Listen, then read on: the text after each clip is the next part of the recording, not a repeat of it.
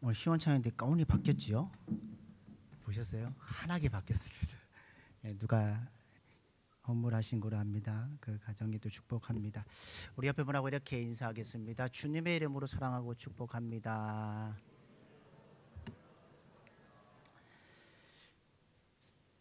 설교를 준비하다 이런 명언이 하나 있더라고요. 어떤 명언이냐 보면요, 고난을 버린 교회는 주님의 교회가 아닙니다.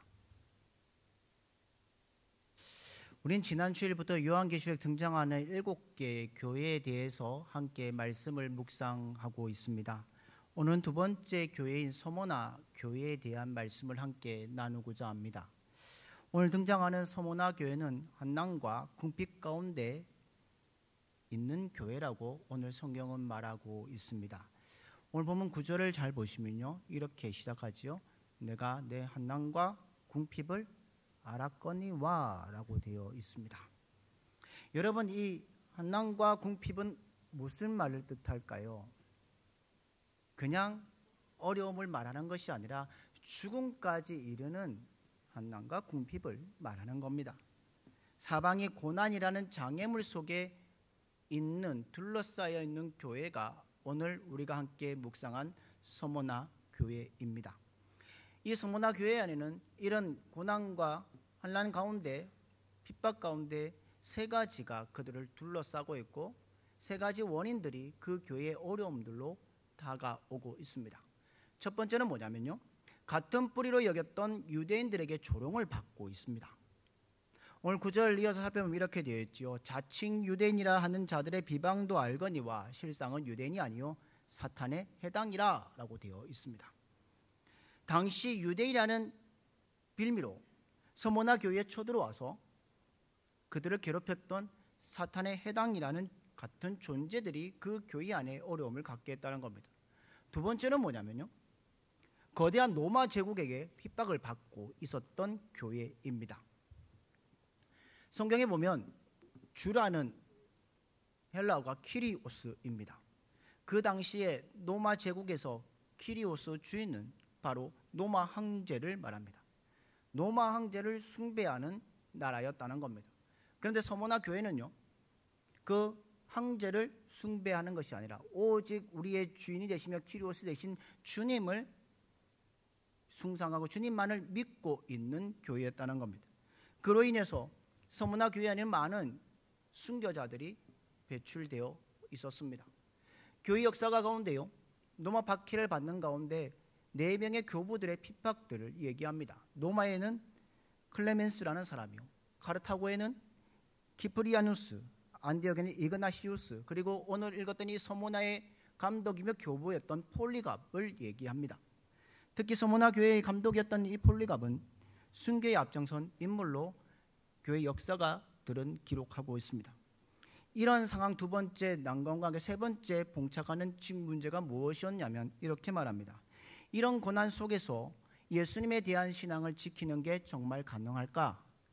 그 길은 얼마나 힘든 길일까? 정체성을 지키면서 고난의 길을 계속 갈 수 있는 존재, 그것이 바로 서모나 교회인가? 이렇게 서모나 교회는 성도들은 끊임없이 이 질문에 대해서 하면서 고난의 길을 걸었던 교회가 바로 서모나 교회입니다. 오늘 한국교회에서 잊어버리지 말아야 할 사실이 있다면 무엇인 줄 아십니까? 한국교회가 성장했다는 것은 무엇일까요? 바로 고난 속에서 그 고난을 뚫고 이만큼 성장했다는 사실을 우리는 알고 있습니다. 한국교회는요, 고난 가운데 성장한 교회였습니다. 복음을 위해 수없이 많은 신앙인들의 선배들과 많은 순교자들의 피가 오늘의 한국교회가 있음을 우리는 압니다.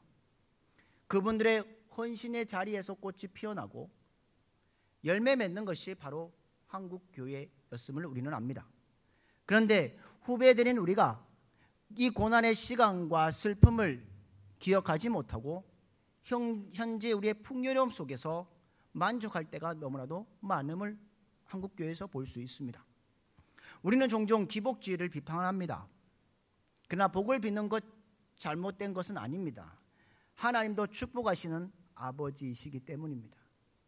문제는 무엇이냐? 고난을 잊어버리고 축복만을 바란다는 겁니다. 교회는 고난의 역사를 기억해야 합니다. 고난을 기억하지 않는 풍요는 진정한 축복이 될 수 없습니다. 자신만의 복을 쌓아두는 교회도 변질되기 쉽다는 겁니다. 그리고 그런 교회는 하나님의 주인이 아니라 교회 지도자들 또는 어떤 특정인의 사람들의 교회의 주인 행세라는 교회라는 겁니다. 140년의 역사라, 한국교회의 역사라고 자부하는 이때에 오늘날의 한국의 모습을 보십시오. 한국교회의 모습을 보십시오. 한국교회가 왜 무너지고 있는지, 왜 한국교회가 성장하지 못하는지 흔들리는 주요 원인이 여기에 있다는 겁니다. 사랑하는 성도 여러분, 믿음의 교회란 무엇일까요? 믿음의 교회란 세상 속에서 분투하는 공동체가 바로 믿음의 교회, 믿음의 공동체라는 겁니다. 2차 세계대전에요, 독일의 히틀러 정권에 반대했던 한 사람이 있습니다. 목사이고 독일 루터교의 목사일 뿐만 아니라 신학자였고 나치주의에 반대했으며 독일의 고백교회를 설립했던 한 사람이 바로 있습니다. 그 사람이 누구냐? 디트리트 보니퍼라는 목사입니다. 그 디트리트 보니퍼가 쓴 책 가운데 이런 글이 있습니다. 자유를 향한 길이라는 곳에 이렇게 써져 있습니다. 우리 한번 같이 읽을까요? 같이 읽겠습니다. 시작. 내게는 두 가지가 중요하다. 우리 밖의 죽음과 우리 안의 죽음이다. 밖에서 오는 죽음은 우리에게 다가와서 두려움을 주는 적이다. 그러나 우리 내부에 또 다른 죽음, 우리 자신의 죽음이 있다. 그리스도와 형제를 사랑할 때 우리는 죽는다. 우리가 잘 알듯이요, 육체의 죽음은 다 있습니다. 젊은 나이에 죽음도 있고 연세가 들어서 죽음을 맞이하는 사람들이 있습니다. 분명한 것은 누구나 다 죽는다는 사실입니다. 하지만 이런 육체적인 죽음 외에 또 다른 죽음이 있습니다. 그것은 뭐냐면 날마다 죽는 죽음이라는 겁니다. 어떻게 그렇게 될 수 있을까요? 생명이신 하나님을 버릴 때 우리는 죽습니다. 의의 길을 저버리고 말씀에 불순종할 때 우리는 죽음에 들어서게 된다는 겁니다. 그래서 보네포 목사님은 그 책에서 두 개의 죽음을 어떻게 극복할 수 있는가를 말씀해 주고 있습니다. 첫 번째 죽음은 어떻게 극복하느냐? 육체적인 죽음은 예수님이 죽은 자 가운데서 부활하시면서 우리에게 부활 생명을 약속하심으로 극복됩니다 라고 되어 있습니다. 그래서 우리가 그 자리에 참여할 때에 우리도 첫 번째 죽음을 극복할 수 있다는 겁니다. 그리고 두 번째 죽음은 어떻게 극복할 수 있느냐? 하나님 말씀에 순종으로 나아갈 때, 이웃을 사랑하고 용서할 때, 그리고 하나님의 사랑을 함께 나눌 때, 성령께서 우리와 동행하실 때 우리가 죽음을 넘어 이웃을 향한 새 생명으로 꽃피워 나아갈 수 있다고 말합니다. 그러면서 보네포 목사님은 이렇게 얘기합니다. 하나님의 사랑은 현실에서 물러나 세상과 격리된 고귀한 영혼들 향하고 있는 것이 아니다.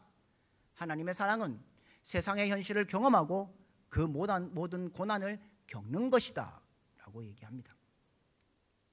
사랑하는 성도 여러분, 예수님이 이 땅에 오신 이유를 우리는 압니다. 또한 오신 이유를 우리는 너무나도 잘 알고 있습니다. 예수님이 이 땅에 오신 곳은 어떤 곳이었습니까? 정치적으로 음모와 계략이 난무했던 곳입니다. 종교적인 위선과 거짓이 드러났던 그곳에 예수님은 오셨습니다. 그러나 예수님은 신앙인들에게 세상과 격리되어 살지 말라고 말씀하셨습니다. 세상 속에서 살아가기를 원하셨습니다. 때로는 고난을 받으면서 그 현실에 직면하면서 살아가라고 말씀하셨습니다. 사랑하는 믿음의 성도 여러분, 믿음의 공동체란 세상 속에서 다른 사람과 어울려 살아가면서 세상을 변화시키며 사랑하며 섬기는 공동체가 바로 믿음의 공동체라는 겁니다. 그래서 예수님도 고통받는 자들에게 다가와 손을 내미셨습니다. 가난한 자들, 세리들, 그 죄인들과 함께 식사 교제도 함께 하셨던 분이 우리 예수님이십니다. 가난한 자들을 만나주시고 죽음 앞에 두려워하는 자들에게 찾아가서 영원한 생명이 있음을 주님은 선포하셨습니다. 그러면서 부활의 소망이 있다고 알려주신 분이 우리 예수님이십니다.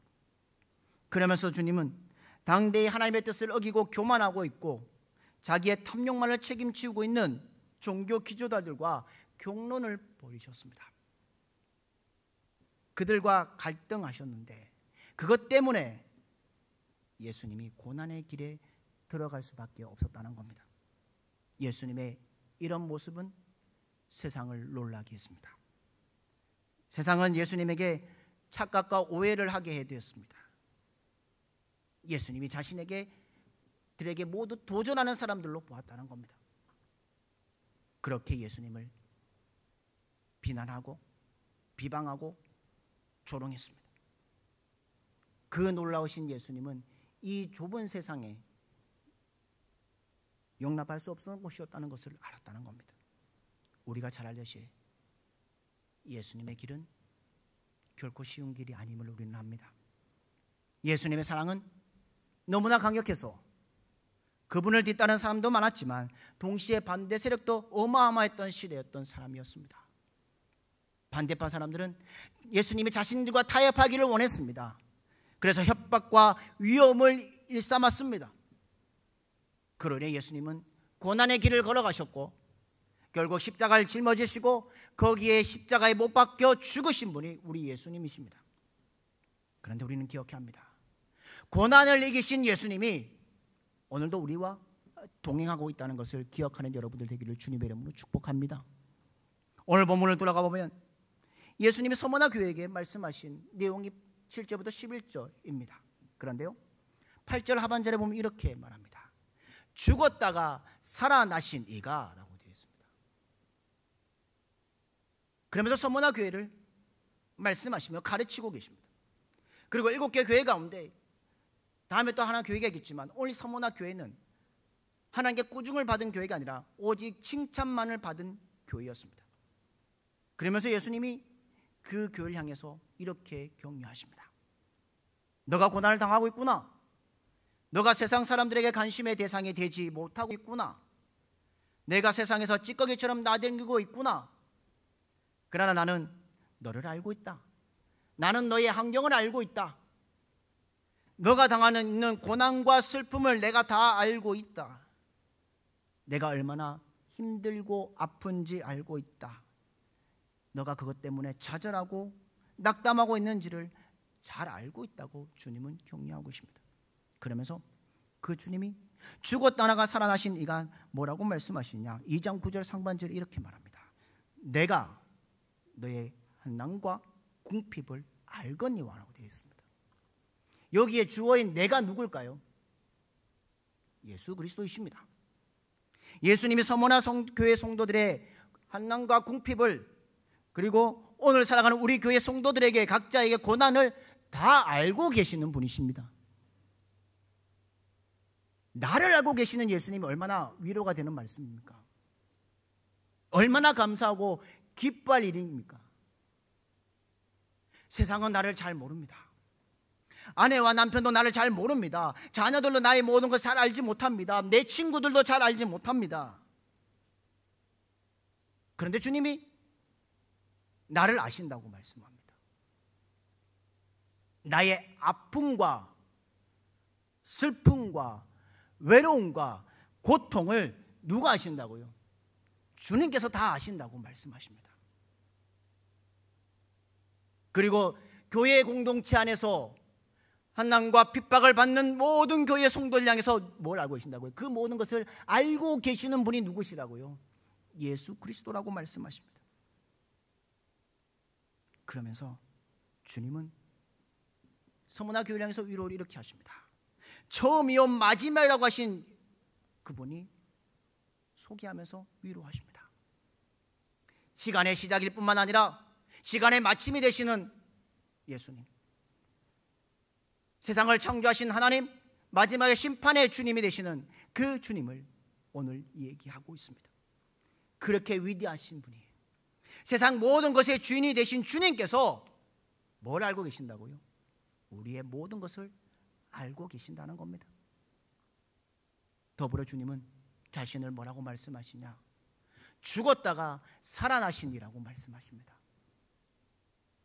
모든 것의 끝이라시는 죽음, 그 바로 거기서 일어서 계신 분이 누구시라고요?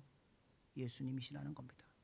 생명으로 부활하셔서 우리에게 부활의 주님이 되어주셨다는 겁니다. 그러니 주님은 이렇게 말씀하십니다. 고난도 내게 맡겨라, 죽음도 내게 맡겨라 라고 말씀합니다. 그러면서 오늘 보면 2장 10절에 이렇게 말합니다. 너는 장차 받을 고난을 뭐하지 말라고요? 두려워하지 말라라고 말씀합니다. 장차 받을 고난을 두려워하지 말라는 말씀은 무슨 말일까요? 고난 앞에 도망가지 말라는 겁니다. 고난 앞에 비겁하지 말라는 겁니다. 그 고난 앞에 직면하라는 겁니다. 고난 앞에 그 고난을 직면할 때에 그 고난을 극복할 수 있다고 말합니다. 우리에게는 그 고난 앞에 두 가지 대하는 태도가 있습니다. 첫 번째는 뭐냐면 고난을 다가올 때 고난을 무시하는 방법이 있습니다. 여러분, 그런데 고난을 무시하면 무시할수록 어떻습니까? 현실은 우리에게 고난이 더 다가옵니다. 또 고난 앞에 눈을 감고 있는데 눈을 다시 뜨면 고난이 더 우리 앞에 더 가까이 다가옵니다. 그러면서 그 고난 앞에 좌절하고 힘들어하는 경험들을 합니다. 또 하나의 고난을 극복하는 방법은 무엇이냐? 바로 그 고난에 직면하는 것입니다. 쉬운 건 아닙니다. 쉬운 방법이 아닙니다. 예수님도 고난 앞에서 하나님 앞에 서 있을 때에 그 고난을 피하기를 원하셨던 분이 우리 주님이십니다. 그보다 더 연약한 우리 인간들의 모습부터는 어떨까요? 더 연약합니다. 다른 사람들에게 우리의 고난을 나누기를 원하고 이야기도 합니다. 또 구역 모임에서 기도 제목으로 나누기도 합니다. 하지만 분명한 사실은 그럼에도 불구하고 내게 닥친 고난은 내 스스로 나 홀로 감당해야 된다는 겁니다. 우리 믿음의 선배들 보십시오. 우리 한국교회 믿음의 선배들 잘 보십시오. 또 우리 대조조에게 믿음의 선배들을 잘 기억해 보십시오. 고난이 다가왔을 때에 홀로 하나님 앞에 섰습니다. 처음이면 마지막이신 하나님 앞에, 죽은 자 가운데 다시 사신 예수님 앞에 나아가 뭐 했습니까? 모든 아픔, 슬픔, 고난, 역경의 내용들을 토해내고 기도하셨습니다. 그 고난을 당하면서 하나님과 더 가까이 가게 되고 하나님과 더 가까이 교제하는 시간들이었음을 우리는 합니다. 우리는 어떻습니까?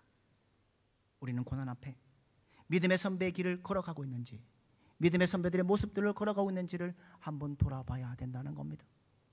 1973년에요 모든 종교의 분야에서 인류를 위해 크게 이바지한 상을 주었습니다. 그 첫 번째 상이 뭐냐면 템플턴 상입니다. 그 첫 번째 상을 받은 사람이 있습니다.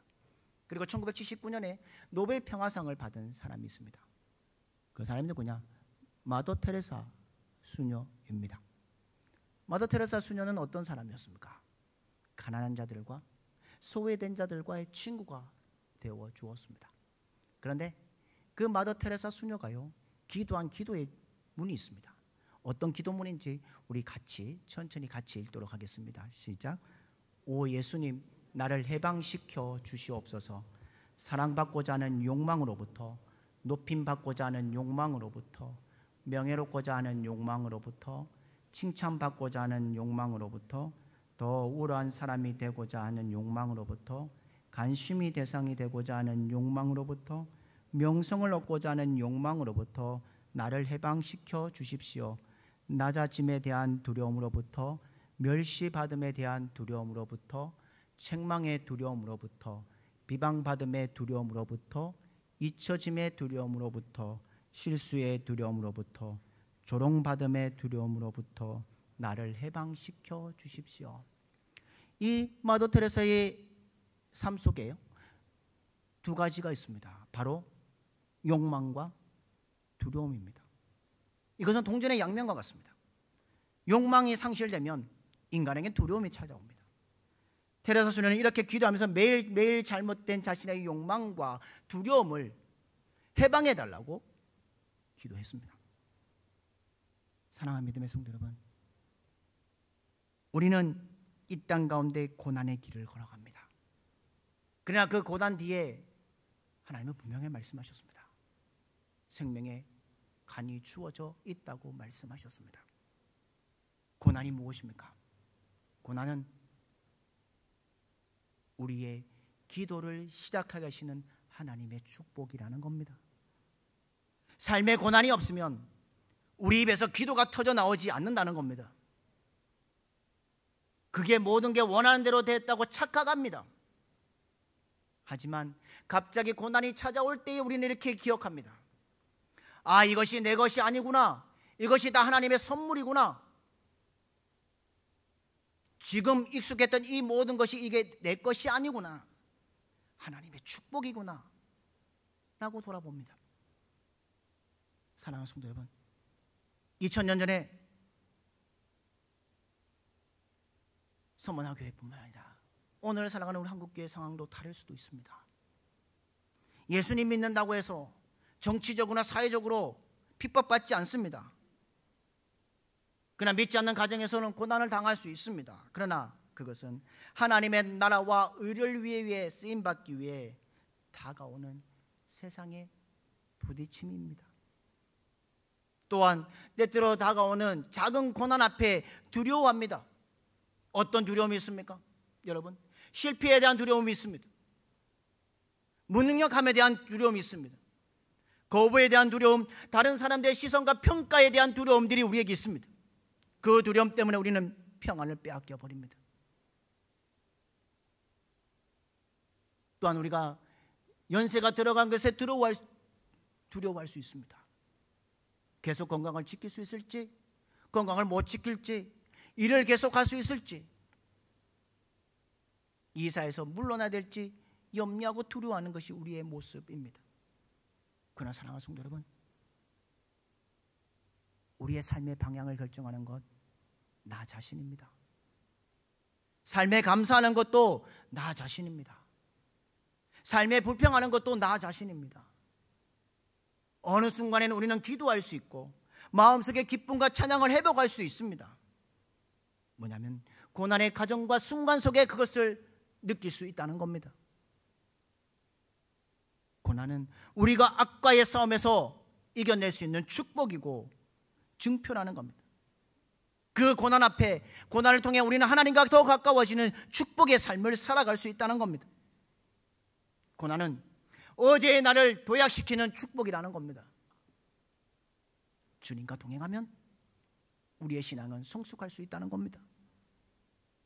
예수님은 오늘 공헌당한 이 서머나 교회에게 이렇게 말씀합니다. 고난을 두려워하지 말라. 고난 앞에 직면하여 부딪히어라. 내가 너와 함께 있는 모습이 있다. 그리고 너의 모습을 알고 있다. 라고 말씀하십니다. 히틀러에게 그렇게 고난받았던 보네포 목사님은 감옥에서 이렇게 기도했습니다. 하나님 내게 참으로 많은 복을 주셨습니다. 이제 하나님께 주시는 고난 또한 받아들이게 하옵소서 라고 했다는 겁니다. 평생 하나님에게 축복을 받았던, 그리고 하나님께 축복받은 것을 고백했던 그가 이제 당하는 고난도 교묘히 수용하면서 하나님 이 고난을 또한 받아들이겠습니다라는 고백 앞에 그는 마지막에 교수형의 자리에 떠나간 목사님이셨습니다. 사랑하는 성도 여러분, 우리가 왜 두려움을 갖게 되면 어떤 일이 벌어질까요? 우리의 모든 생각과 행동이 마비되기 시작합니다. 더 이상 새로운 곳에 향할 수 없습니다. 자기 자신에 집착하는 존재가 되어버립니다. 두려움에 잡힌 자들은 자신의 자신감, 자존감과 모든 것을 잃어버립니다. 그러나 믿음의 사람들은 마지막을 기억하며 사는 사람들입니다. 우리의 삶의 끝에는 죽음이 있습니다. 그러나 그 죽음이 끝이 아닌 이유는 무엇입니까? 예수 그리스도께서 부활하셔서 우리에게 새 생명을 주셨기 때문입니다. 이미 우리에게는 그 생명이 허락되어 있습니다. 그러므로 우리는 용기를 가지며 도전하며 살아갈 인생이 되어야 된다는 겁니다. 그러기에 우리는 장차 있을 환난이 있는 것인데 그 고난을 두려워 말라고 오늘 말씀하십니다. 왜냐하면 죽도록 충성하는 자에게 생명의 면류관 간을 주시겠다고 오늘 말씀하셨습니다. 그리고 이기는 자에게는 둘째 사망의 해를 받지 않는다고 오늘 11절에 말씀하십니다. 하나님의 약속이 서머나 교회에 향한 위로일 뿐만 아니라 오늘 살아가는 우리들에게 주시는 위로의 말씀입니다. 죽도록 충성하라는 것, 그 앞에 무엇을 해야 될까요? 죽어라는 겁니다. 죽는 자가 충성하는 겁니다. 그것이 이기는 자이고 죽는 것이 이기는 것입니다. 그러나 살고자 하는 사람들에게 목회자가 할 수 있는 위로의 말이란, 예수님 믿으면 죽었다가 살아나신 예수님이 살려주십니다 라는 말밖에 할 수 없습니다. 예수님이 하신 위로의 말씀 기억하십시오. 죽었다가 살아나신 예수님을 믿고 안심하고 두려워하지 말고 죽어라는 말씀입니다. 예수님이 살아나셨고 너도 살아날 것인데 죽는 것이 두려울 것이 뭐냐라는 것을 말하고 있습니다. 죽음이 두렵지 않는 자에게는 고난이 두렵지 않습니다. 이것을 믿는 자들에게 주시는 위로입니다. 죽는 것이 이기는 것이고 둘째 사망, 멸망의 해를 받지 않는 것이 라는 것을, 이 말씀은 무엇이냐? 바로 죽는 것도 마다하지 않게 만드는 것이 우리의 삶이라는 겁니다. 참된 하나님의 백성에게 주시는 위로의 말씀이 될 수밖에 없다는 겁니다. 그러나 끝까지 살려고 하는 자에게 이 말씀에 대해서는 말씀을 길을 막아버리고 살아가는 사람들이라는 겁니다. 사랑하는 성도 여러분, 우리가 세상에서 어떤 어려움을 당하고 환난을 당하고 고통을 겪더라도 내가 교회를 사랑하는지, 그리고 교회로 살아가는 확인하는 방법은 무엇일까요? 주님이 하신 말씀을 기억해야 합니다.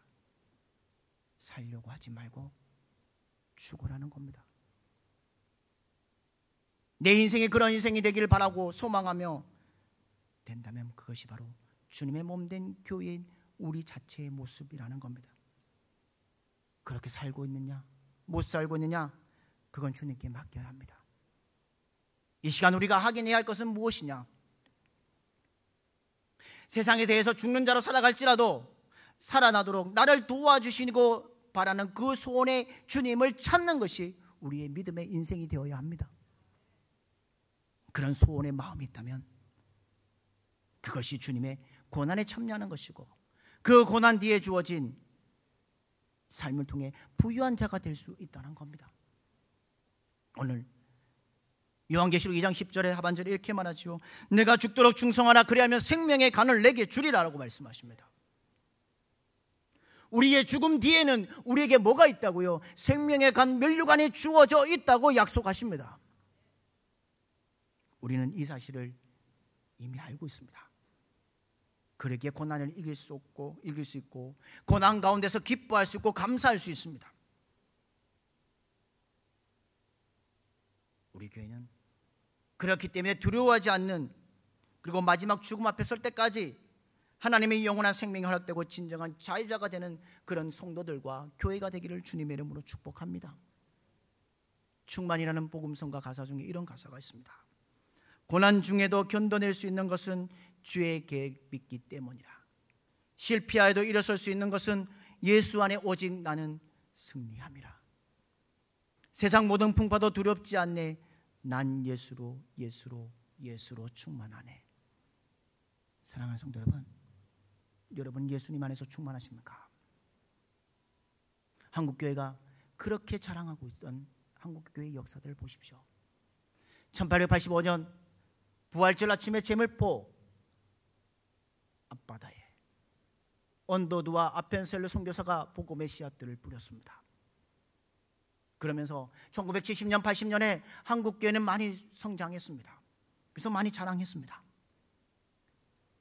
대한민국의 인구의 1200만 명이 기독교인이라고 자랑했습니다. 그러나 2000년이 들어가면서 한국교회인 교인들의 숫자가 줄고 있습니다. 지금은 얼마나 될까요? 500만도 안 된다고 얘기를 합니다. 어떨 때는 300만도 안 된다고 얘기를 합니다. 그 500만 명 안에 이단들도 교회의 교인들로 들어져 있다는 겁니다. 사랑하는 성도 여러분,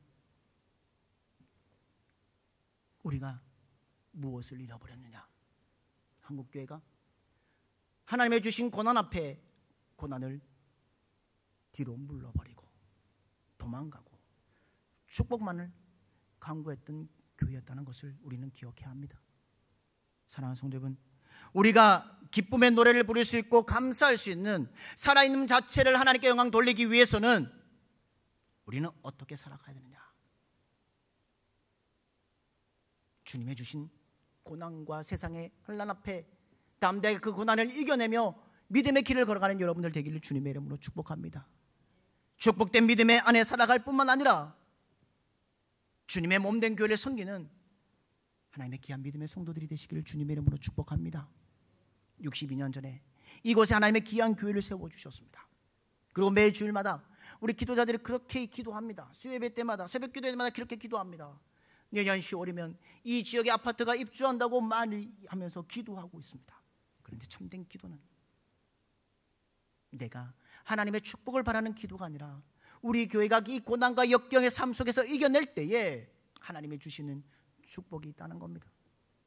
사랑하는 믿음의 성도 여러분, 고난을 두려워하지 않고 고난 앞에 담대히 나아가고 고난 뒤에 주실 하나님의 축복들을 바라보며 믿음의 길을 걸어가며 소망의 길을 걸어가는 여러분들의 삶이 되기를 주님의 이름으로 축복합니다.